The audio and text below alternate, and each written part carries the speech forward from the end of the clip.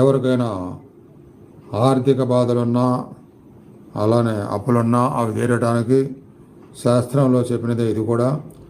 రుణ విమోచన శ్రీ గణేశ స్తోత్రం.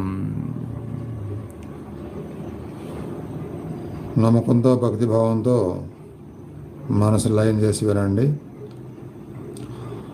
ఆస్య శ్రీ రుణహర్తృ గణపతి స్తోత్రమంత్రస్య సదాశివ ఋషి అనుష్ఠంద శ్రీ రుణహర్తృ గణపతి దేవత గౌం బీజం గం శక్తి గోం కీలకం సకల రుణానాశనే జపే వినియోగ. ఓం గణేశ రుణం ఛింది వరేణ్యం హుం నమః ఫట్ ఇతి కర హృదయాదిన్యాసం సింధూరవర్ణం ద్విభుజం గణేశం లంబోదరం